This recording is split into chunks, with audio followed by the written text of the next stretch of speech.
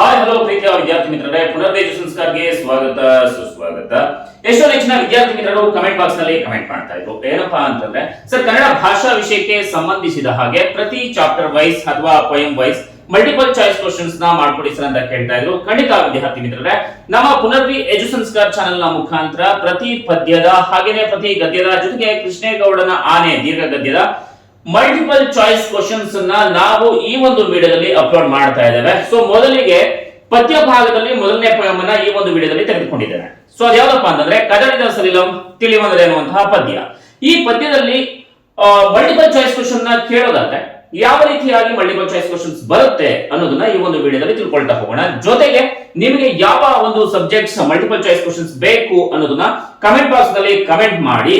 ಹಾಗೆ ನಿಮಗೆ ನೀವೇನಾದ್ರೂ ಕೂಡ ನಮ್ಮ ಚಾನೆಲ್ ಅನ್ನ ಹೊಸದಾಗಿ ಭೇಟಿ ಕೊಟ್ಟು ನೋಡ್ತಾ ಇದ್ರೆ ಇನ್ನೂ ಕೂಡ ನಮ್ಮ ಚಾನೆಲ್ ಅನ್ನ ಸಬ್ಸ್ಕ್ರೈಬ್ ಮಾಡಿಲ್ಲ ಅಂತಂದ್ರೆ ಮರಿದೇನೆ ಸಬ್ಸ್ಕ್ರೈಬ್ ಮಾಡಿ, ಪಕ್ಕದಲ್ಲಿ ಒಂದು ಬೆಲ್ ಐಕಾನ್ ಕ್ಲಿಕ್ ಮಾಡಿ, ಜೊತೆಗೆ ಆಲ್ ಅನ್ನೋದನ್ನ ಒತ್ತಿ. ಈ ಒಂದು ವಿಡಿಯೋಗೆ ನಿಮ್ಮಿಂದ ಪ್ರೀತಿಯಿಂದ ಒಂದು ಲೈಕ್ಸ್ ಬಟನ್ ನ ಒತ್ತೋದಲ್ವಾ. ಬನ್ನಿ ಈಗ ವಿಡಿಯೋನ ಶುರು ಮಾಡೋಣ.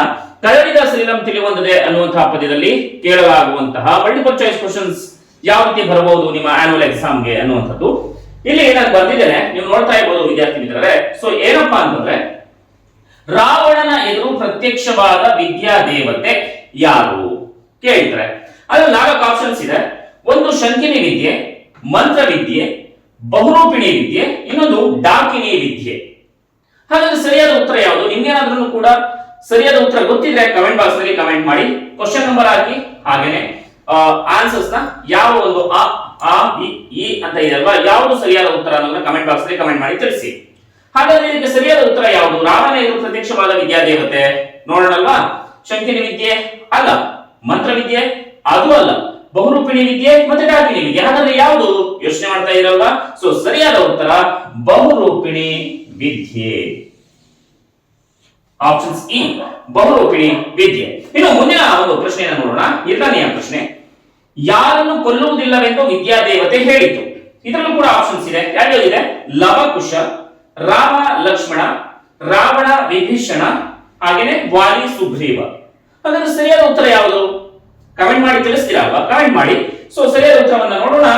ರಾಮ ಲಕ್ಷ್ಮಣ ಸರಿಯಾದ ಉತ್ತರ ಬಂದು ರಾಮ ಲಕ್ಷ್ಮಣ ಅಂತ ಹೇಳಿ ನೀವು ಬರೀಬೇಕಾಗುತ್ತೆ. ಇನ್ನು 3ನೆಯ ಪ್ರಶ್ನೆಯನ್ನ ನೋಡೋಣ. ಮಯತನೂಜೆ ಎಂದರೆ ಡ್ಯಾಶ್ ಅಂತ ಕೇಳಿದೆ. ಇದರಲ್ಲಿ ಮಲ್ಟಿಪಲ್ ಚಾಯ್ಸ್ ಇದೆ. ಸೊ ಯಾವ್ಯಾವುದು? ಸೀತೆ, ಕೌಸಲ್ಯೆ, ಸುಮಿತ್ರೆ, ಹಾಗೇನೆ ಮಂಡೋದರಿ. ನೋಡಿ ಮತ್ತೊಮ್ಮೆ ಪ್ರಶ್ನೆ ಏನು ಹೇಳ್ತಾರೆ? ಮಯತನೂಜೆ ಎಂದರೆ ಡ್ಯಾಶ್. ಸೀತೆನ ಇಲ್ಲ, ಕೌಸಲ್ಯನ, ಸುಮಿತ್ರೆನ, ಮಂಡೋದರಿನ. ಮಯನ ಮಗಳು ಯಾರು? Yes of course Mandodari. ಸರಿಯಾದ ಉತ್ತರ ನೀವು ಮಂಡೋದರಿಗೆ ಬರಿಬೇಕಾಗುತ್ತೆ. ಮಂಡೋದರಿ ಅಂತ ಹೇಳಿ ನೀವು ಬರಿಬೇಕಾಗುತ್ತೆ. ಇನ್ನು ನೆಕ್ಸ್ಟ್ ಹಾಗೇನೆ ಮುಂದಿನ ಪ್ರಶ್ನೆಯನ್ನ ನೋಡೋಣ. ಸೀತೆಯನ್ನ ರಾವಣ ಎಲ್ಲಿ ಇರಿಸಿದನೋ? ನೋಡಿ, ಸೀತೆಯನ್ನ ರಾವಣ ಎಲ್ಲಿ ಇರಿಸಿದನೋ ಆಪ್ಷನ್ಸ್ ಇದೆ. ಯಾವ್ಯಾವ ಆಪ್ಷನ್ಸ್ ಇದೆ? ಅರಮನೆಯಲ್ಲಿ, ಸೆರೆಮನೆಯಲ್ಲಿ, ಅಂತಃಪುರದಲ್ಲಿ, ಪ್ರಮದವನದಲ್ಲಿ. ಹಾಗಾದ್ರೆ ಸೀತೆಯನ್ನ ರಾವಣ ಎಲ್ಲಿ ಇರಿಸಿದ್ದ ನೋಡ್ತಾ ಹೋಗೋಣ. ಅರಮನೆಯಲ್ಲಿ ನೋ, ಅದಲ್ಲ ಆನ್ಸರ್. ಸೆರೆಮನೆಯಲ್ಲಿನ ಅದು ಅಲ್ಲ ಆನ್ಸರ್ಸ್. ಅಂತಃಪುರದಲ್ಲಿನ ಅದು ಅಲ್ಲ ಆನ್ಸರ್. ಹಾಗಾದ್ರೆ ಆನ್ಸರ್ ಯಾವುದು? ಪ್ರಮದವನದಲ್ಲಿ. ಸರಿಯಾದ ಉತ್ತರ ಬಂದು ವಿದ್ಯಾರ್ಥಿ ಮಿತ್ರರೇ ಪ್ರಮದವನದಲ್ಲಿ. ಗೊತ್ತಾಗ್ತಿದೆ ಅಲ್ವಾ? ಸೊ ಆನ್ಸರ್ಸ್ ಬಂದ್ರೆ ಏನು? ಪ್ರಮದವನದಲ್ಲಿ. ಮುಂದಿನ ಪ್ರಶ್ನೆ 5ನೇ ಪ್ರಶ್ನೆ, ರಾವಣನ ಆಗಮನವನ್ನ ಸೀತೆಗೆ ತೋರಿದವರು ಯಾರು? ಆಪ್ಷನ್ಸ್ ಕೇಳ್ತಾರೆ ಮ್ಯಾನ್ಯುವಲ್ ಎಕ್ಸಾಮ್ ನಲ್ಲಿ. ಯಾವ ರೀತಿ ಕೇಳಿದ್ರು ಆಪ್ಷನ್ಸ್? ಹನುಮಂತ, ರಾಕ್ಷಸ ಸ್ತ್ರೀಯರು, ಗಂಧರ್ವ ಸ್ತ್ರೀಯರು, ಸೈನಿಕರು. ಹಾಗಾದ್ರೆ ಯಾರು ತೋರಿದ್ರು? ಸೈನಿಕರು ತೋರಿದ್ರ, ಗಂಧರ್ವ ಸ್ತ್ರೀಯರು ತೋರಿದ್ರ, ಹನುಮಂತ ತೋರಿದ್ರ, ಅಥವಾ ರಾಕ್ಷಸ ಸ್ತ್ರೀಯರು ತೋರಿದ್ರ ರಾವಣನ ಆಗಮನವನ್ನ? ಸೊ ಸರಿಯಾದ ಉತ್ತರ ಯಾವ್ದಪ್ಪ ಅಂತಂದ್ರೆ ವಿದ್ಯಾರ್ಥಿ ಮಿತ್ರರೇ ರಾಕ್ಷಸ ಸ್ತ್ರೀಯರು. ಸರಿಯಾದ ಉತ್ತರ ಬಂದು ಏನು? ರಾಕ್ಷಸ ಸ್ತ್ರೀಯರು ಅಂತ ನೀವು ಬರಿಬೇಕಾಗುತ್ತೆ. ರಾವಣನ ಆಗಮನವನ್ನ ತೋರಿದವರು ಯಾರು? ರಾಕ್ಷಸ ಸ್ತ್ರೀಯರು ಅಥವಾ ಕಚರ ಕಾಂತಿಯರು ಅಂತ ಕೂಡ ನಾವು ಹೇಳ್ತೇವೆ. ಇನ್ನು ನೆಕ್ಸ್ಟ್ 6 ಕ್ವಶನ್ ಗೆ ಹೋಗೋಣ. 6th ಕ್ವಶನ್ ನೋಡ್ತಾ ಹೋದ್ರೆ ವಿದ್ಯಾರ್ಥಿ ಮಿತ್ರರೇ, ಇಲ್ಲಿ ಸೀತೆಯು ಯಾವುದನ್ನ ಹುಲ್ಲಿಗೆ ಸಮಾನ ಅಂತ ಭಾವಿಸ್ತಾಳೆ? ಇದಕ್ಕೆ ಆಪ್ಷನ್ಸ್ ಕೊಟ್ಟಿದ್ದಾರೆ. ರಾಮನ ರೂಪವನ್ನ, ಲಕ್ಷ್ಮಣನ ರೂಪವನ್ನ, ಮಂಡೋದರಿಯ ರೂಪವನ್ನ, ಅಥವಾ ರಾವಣನ ರೂಪ ಮತ್ತು ಕೇಚರ ರಾಜ್ಯ ಲಕ್ಷ್ಮಿಯನ್ನ ಯಾವುದನ್ನ ಸೀತೆಯು ಹುಲ್ಲಿಗೆ ಸಮಾನ ಅಂತ ಭಾವಿಸ್ತಾಳೆ? ಇದಕ್ಕೆ ಸರಿಯಾದ ಉತ್ತರ ಯಾವ್ದಪ್ಪ ಅಂತಂದ್ರೆ ನೋಡಿ, ಆಪ್ಷನ್ಸ್ ಇ, ರಾವಣನ ರೂಪ ಮತ್ತು ಕೇಚರ ರಾಜ್ಯ ಲಕ್ಷ್ಮಿಯನ್ನ ಸೀತೆ ಹುಲ್ಲಿಗೆ ಸಮಾನ ಅಂತ ಭಾವಿಸ್ತಾಳೆ. ಯಾವುದನ್ನ? ರಾವಣನ ರೂಪ ಮತ್ತು ಕೇಚರ ರಾಜ್ಯ ಲಕ್ಷ್ಮಿಯನ್ನ. ಓಕೆ, ನೆಕ್ಸ್ಟ್ 7th ಕ್ವಶನ್ ನೋಡೋಣ.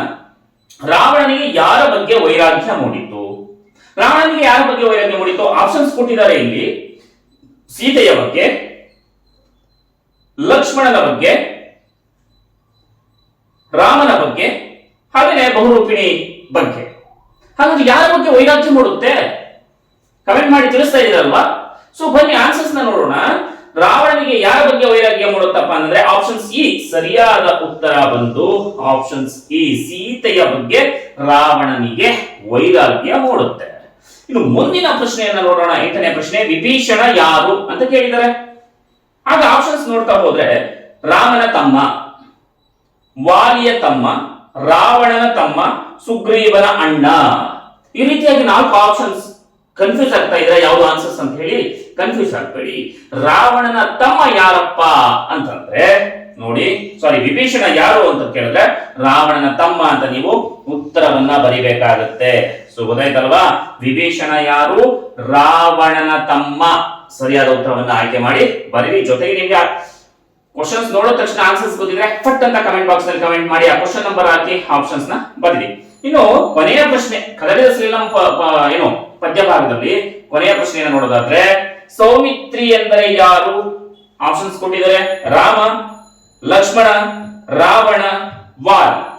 ಹಾಗಾದ್ರೆ ಸೌಮಿತ್ರಿ ಅಂತಂದ್ರೆ ಯಾರು? ಸುಮಿತ್ರೆಯ ಮಗ. ಚೆನ್ನಾಗಿ ಗೊತ್ತಿದೆ ನಮ್ಗೆ, ನಿಮ್ಮ ಕಾಲೇಜಲ್ಲೂ ಕೂಡ ಲೆಕ್ಚರರ್ಸ್ ಹೇಳ್ಕೊಟ್ಟಿದ್ದಾರೆ ಕೂಡ. ಸೊ ಸೌಮಿತ್ರಿ ಅಂತಂದ್ರೆ ಯಾರಪ್ಪ ಅಂತಂದ್ರೆ ಇಲ್ಲಿ ಆಪ್ಷನ್ಸ್ 2ನೇದು ಆ ಇದೆಯಲ್ಲ, ಲಕ್ಷ್ಮಣ. ಸೊ ಸೌಮಿತ್ರಿ ಅಂತಂದ್ರೆ ಯಾರು? ಲಕ್ಷ್ಮಣನನ್ನ ನಾವು ಸೌಮಿತ್ರಿ ಅಂತ ಕರಿತೀವಿ. ವಿದ್ಯಾರ್ಥಿ ಮಿತ್ರರೇ, ಈ ವಿಡಿಯೋ ನಿಮಗೆ ಸಹಾಯ ಆಗಿದ್ರೆ ನಿಮ್ಮ ಎಲ್ಲಾ ಫ್ರೆಂಡ್ಸ್ ಗಳಿಗೂ ಕೂಡ ಶೇರ್ ಮಾಡಿ. ನಾವು ಅಪ್ಲೋಡ್ ಮಾಡುವಂತಹ ಪ್ರತಿ ಕ್ವಶನ್ಸ್ ಗಳನ್ನ ನೋಡ್ತಾ ಬನ್ನಿ. ಒಳ್ಳೆ ಖಂಡಿತ ಎಸ್ ಮಾರ್ಕ್ಸ್ ಬಂದೇ ಬರುತ್ತೆ. ಜೊತೆಗೆ ನಿಮ್ಗೆ ಯಾವ ಸಬ್ಜೆಕ್ಟ್ಸ್ ಬೇಕು ಅನ್ನೋದನ್ನ ಕಮೆಂಟ್ ಬಾಕ್ಸ್ ನಲ್ಲಿ ಕಮೆಂಟ್ ಮಾಡಿ ತಿಳಿಸಿ.